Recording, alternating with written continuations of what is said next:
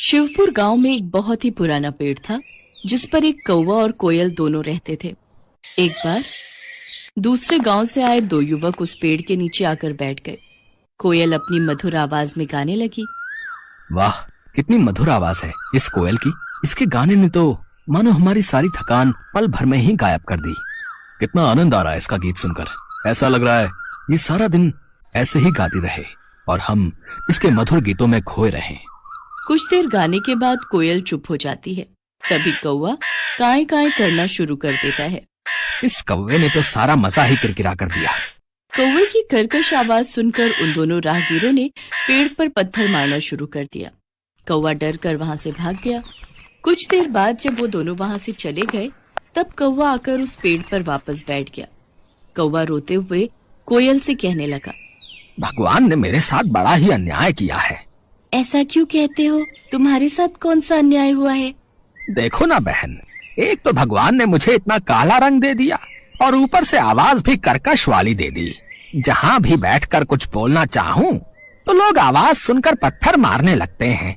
और एक तुम हो, भले ही तुम्हारा रंग काला हो लेकिन बोली इतनी मीठी है कि तुम्हें सभी सुनना चाहते हैं। तुम्हें कोई नहीं भगाता। यही तो विधाता का खेल है मेरे भाई। वो जिसे जैसा बनाता है उसे वैसे ही स्वीकार करना पड़ता है। तुम मुझे कोई ऐसा उपाय बताओ जिससे कि मेरी भी तुम्हारी तरह मधुर आवाज हो जाए। ये तो कोई नहीं कर सकता कि तुम्हें कोयल बना दे, सिवाय उस शिवजी भगवान के विधि विधान को बदलने की क्षमता तो केवल शिवजी के ही पास है। एक वही है जो ब्रह्मा जी के लेख में परिवर्तन कर सकते हैं। अगर तुम कैलाश जाकर शिवजी से प्रार्थना करो तो वो तुम्हारी सहायता जरूर करेंगे। कौवा वहां से उड़कर 2 दिन का सफर तय करके कैलाश शिवजी के पास पहुंच जाता है। प्रणाम प्रभु। कागराज, आज कैलाश किस कारणवश आना हुआ? इसके बाद कौवे ने अपनी सारी व्यथा शिवजी को सुना दी। उसकी कहानी सुनने के बाद शिवजी बोले, हे कागराज, तुम इतने दुखी ना हो। तुम जैसा चाहते हो मैं तुम्हें वैसा बना दूंगा, किंतु मैं चाहता हूँ कि कोयल बनने से पहले तुम एक बार कोयल से जाकर पूछ लो कि वो कितनी सुखी है। शिवजी की बात सुनकर कौवा कोयल के पास जा पहुंचा और उसको अपनी और शिवजी के बीच हुई सारी बात बता दी। फिर कोयल उससे कहने लगी, भैया, मेरी आवाज भले ही मीठी है पर रंग काला है। अंधेरे में मैं दिखाई नहीं देती। मुझसे अच्छी जिंदगी तो हंस की है जो कितना सफेद है। सभी देखना चाहते हैं उसे। सारा दिन सरोवर में रहता है, कितना सुंदर लगता है। हर कोई उसे देखना चाहता है। कोयल की बातें सुनकर कौवे का मन बदल गया और वो फिर शिवजी के पास पहुंचा। प्रभु, अब मुझे कोयल नहीं बनना। वो तो अपनी जिंदगी से खुश नहीं है, किंतु हंस जरूर अपनी जिंदगी से खुश होगा। ठीक है, मैं तुम्हें जरूर हंस बना दूंगा, पर एक बार जाकर तुम हंस से पूछ कर आओ कि वो कहीं अपनी जिंदगी से दुखी तो नहीं है। कौवा एक बार फिर उड़कर हंस के पास पहुंचा। भाई, मैं तुमसे कुछ पूछना चाहता हूँ। पूछो भाई, क्या पूछना चाहते हो? तुम तो अपनी जिंदगी में बहुत खुश होगी ना? नहीं भाई, मुझे हमेशा डर लगा रहता है कि कहीं कोई मेरा शिकार न कर ले। लेकिन तुम्हारा शिकार कौन करेगा? आजकल हर कोई पानी में रहने वाले पशु पक्षियों को मारकर खा लेते हैं। मुझे तो हर समय यही डर लगा रहता है कि कहीं कोई मुझे मार ना दे। यही मेरी जिंदगी है। सच कहूँ तो जिंदगी तो तोते की अच्छी होती है, हरा हरा रंग और लाल लाल चोंच। हंस की बात सुनकर कौवा तोता बनने की ख्वाहिश पाल लेता है और वो शिवजी के पास जाकर कहता है, प्रभु, मुझे तोता बना दीजिए। कागराज, तुम एक बार तोते से जाकर पूछो कि कहीं उसको भी अपनी जिंदगी से कोई शिकायत तो नहीं है। उसके बाद कौवा तोते के पास चला जाता है और उससे पूछता है, दोस्त, तुम तो अपनी जिंदगी में बहुत खुश हो गए। तुम्हें कोई शिकायत नहीं होगी। तुम अपनी इस चोंच से स्वादिष्ट खाना खाते हो। हरा हरा सा खूबसूरत रंग है तुम्हारा। लाल लाल सुंदर सुंदर चोंच है तुम्हारी। देखने में कितने सुंदर हो। सब लोग तुम्हें मिट्ठू कहकर बुलाते हैं। दोस्त, मेरी सुंदरता ही तो मेरी जान का कारण है। मुझे हमेशा डर सताता रहता है कि कहीं कोई मुझे पकड़कर पिंजरे में ना बंद कर दे, मेरी आजादी ना छीन ले। असली सुंदरता तो मोर के पास है। सुंदर सुंदर पंख, और जब वो नृत्य करता है तो कितना सुंदर लगता है।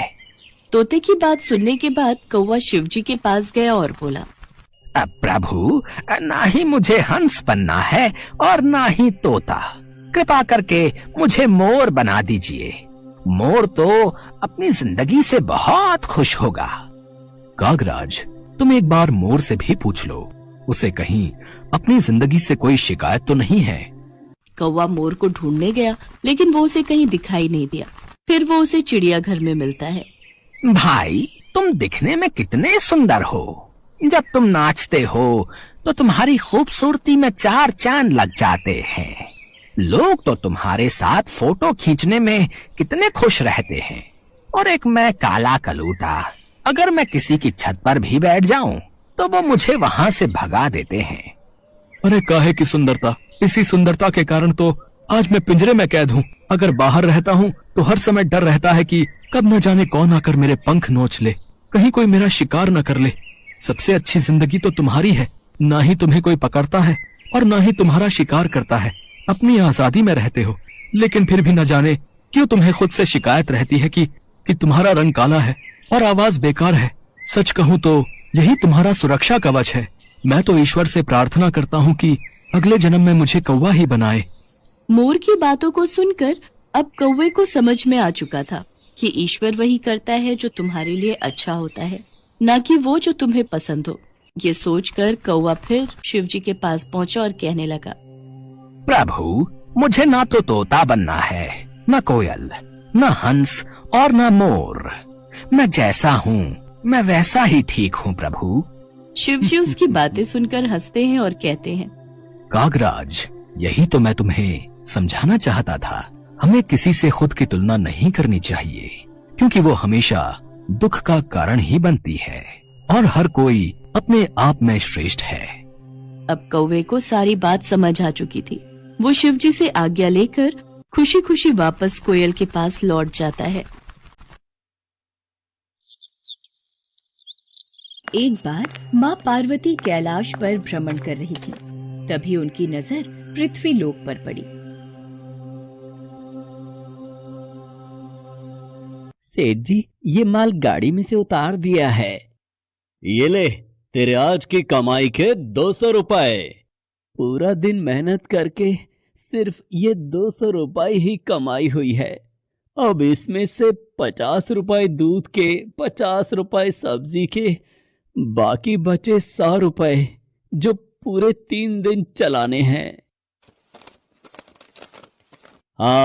ये हो गए पूरे 50,000 रुपए। इन्हें तिजोरी में रख देता हूँ। नहीं भैया, ये बहुत महंगी साड़ी है, कोई सस्ती सी दिखा दो। हाँ, ये 150 रुपए वाली ठीक है। भैया, ये तीनों साड़ी पैक कर दो। ये लो 5,000 रुपए। माँ पार्वती गरीब और अमीर दोनों को देख रही थी। आखिर जिसे जो चाहिए उसे मिलता नहीं, और जिसके पास पहले से हो उसे और मिल जाता है। इस प्रश्न का उत्तर तो महादेव ही दे सकते हैं। धरती का ये नजारा देखकर माँ पार्वती भगवान शंकर के पास जाती है। महादेव, मैंने देखा है कि धरती पर जो व्यक्ति पहले से ही गरीब और दुखी है उसे और ज्यादा दुख मिलता है, और जो सुख में है आप उसे दुख नहीं देते। ऐसा क्यों? भगवान, ये आपकी कौन सी लीला है? देवी पार्वती, इस बात का उत्तर जानने के लिए आपको हमारे साथ धरती पर चलकर वहां के प्राणियों का हाल चाल जानना होगा। वहीं इस प्रश्न का उत्तर आपको प्राप्त होगा। भगवान शिव के कहे अनुसार कुछ समय बाद माँ पार्वती उनके साथ मृत्युलोक में प्राणियों का हालचाल जानने के लिए चल पड़ी। तभी रास्ते में उन्हें एक गरीब पति पत्नी जाते दिखाई दिए। और मिला, कुछ समझ नहीं आ रहा, हमारी गरीबी के दिन कब दूर होंगे। वो चंदन ने फिर एक नई जमीन खरीद ली। सबका भाग्य एक सा नहीं होता है जी। उसके भाग्य में अमीर बनना लिखा है, हमारे में नहीं। भगवान की इच्छा होगी तो हम भी अमीर बन जाएंगे। पता नहीं कौन से पिछले जन्मों के कर्मों की सजा भुगतनी पड़ रही है। न जाने कौन से बुरे पाप किए थे। हे महादेव, आप इन दोनों पति पत्नी को कुछ ही पलों में अमीर बना सकते हैं। मेरे कहने पर आप इन्हें अमीर बना दीजिए। ये बेचारे कितने दुखी हैं। देवी पार्वती, इन दोनों के भाग्य में अभी अमीर बनना नहीं लिखा है। महादेव, जब हम इन्हें धन दे देंगे तो इनकी गरीबी दूर हो जाएगी, फिर ये भी अमीर और सुखी हो जाएंगे। कृपया करके आप इनकी मदद कीजिए प्रभु। देवी पार्वती, मैं तुम्हारी इच्छा अनुसार इन्हें धन प्रदान कर देता हूँ, पर उसका मिलना या ना मिलना कर्मों पर निर्भर करता है। पार्वती जी के कहने पर भगवान शिव ने सोने की अशर्फियों से भरी एक पोटली उस रास्ते में डाल दी। पोटली से कुछ दूरी पर उर्मिला की नजर गुजरते हुए एक अंधे व्यक्ति पर पड़ी। सुनो जी, हम तो गरीब हैं इसलिए दुखी हैं, पर ये सामने व्यक्ति तो नेत्रहीन है। एक बात समझ नहीं आई, ये नेत्रहीन लोग कैसे जीवन व्यतीत करते होंगे? हाँ, बड़ी मुश्किल होती होगी उर्मिला इन बेचारे नेत्रहीन लोगों को। चलो आज हम भी अंधों की तरह चलकर देखते हैं, देखें ये कैसे जीवन जीते हैं। उर्मिला और सूरज आंखें बंद कर एक दूसरे का हाथ थामे चलने लगे। सोने की अशर्फियों की पोटली रास्ते में ही पड़ी रह गई और वे दोनों करीब से गुजर गए। भगवान शिव बोले, देखा देवी पार्वती, इनके भाग्य में अभी गरीबी ही लिखी है। हम कुछ दिन धरती पर ही रहेंगे। यहाँ मनुष्य रूप में रहकर मैं तुम्हारे मन की सभी शंकाओं को दूर करना चाहता हूँ। भगवान शिव और देवी पार्वती ने मनुष्य का रूप धारण किया और पति पत्नी के रूप में एक गांव के पास डेरा जमाया। शाम के समय देवी पार्वती भगवान शिव से बोली, स्वामी, मैं रसोई की तैयारी शुरू करती हूँ। यहाँ पृथ्वी लोक में यदि हम रहने आ ही चुके हैं तो हमें भोजन की भी व्यवस्था करनी होगी। मैं चूल्हा बनाने की तैयारी करती हूँ, आप तब तक भोजन बनाने की सामग्री ले आइए। माँ पार्वती चूल्हा बनाने के लिए बाहर से ईंटें लेने गई। चूल्हा बनाने के लिए मुझे ईंटों की जरूरत है। ये एक जर्जर और टूटा मकान दिखाई दे रहा है। इसकी ईंटें मेरे काम आ जाएंगी, यही ले लेती हूँ। चूल्हा तो तैयार कर लिया, महादेव आते ही होंगे। अरे आप आ गए, ये देखिए मैंने चूल्हा तैयार कर लिया। पर आप खाली हाथ क्यों लौट आए स्वामी? भोजन कैसे बनेगा? देवी पार्वती, अब सामग्री की कोई आवश्यकता नहीं है, क्योंकि जिस प्रश्न का उत्तर ढूंढने के लिए आप आई थी वो आपको स्वयं मिल गया। मैं कुछ समझी नहीं स्वामी, मेरे प्रश्न का उत्तर मेरे समक्ष ही है। हाँ देवी पार्वती, आप यही जानना चाहती है ना कि इस पृथ्वी पर क्यों गरीब लोग ज्यादा परेशान होते रहते हैं। अच्छा ये बताइए, आप इस चूल्हे को बनाने के लिए ईंटें कहाँ से लेकर आई हो? प्रभु, इस गांव में बहुत से ऐसे घर भी हैं जिनका रखरखाव सही ढंग से नहीं हो रहा है। उन पुराने घरों की जर्जर हो चुकी दीवारों में से मैं ईंटें निकाल कर ले आई। इसका मतलब जो घर पहले से खराब थे आपने उन्हें और खराब कर दिया, जबकि आप मजबूत घरों की दीवारों से भी तो ईंटें ला सकती थी। प्रभु, जो घर अच्छे और सुंदर दिख रहे थे उस घर के लोगों ने अपने घरों का रखरखाव बहुत अच्छी तरह किया है। ऐसे में उन सुंदर घरों को बिगाड़ना मुझे उचित नहीं लगा। देवी पार्वती, कुछ दिन पहले पूछे आपके प्रश्न का उत्तर भी यही है। जिन लोगों ने अपने जीवन को अच्छे कर्मों से सुंदर बना रखा है उन्हें दुख कैसे हो सकता है? इस संसार में हर मनुष्य अपने कर्मों का ही फल पाता है। सबके पास सब कुछ नहीं होता।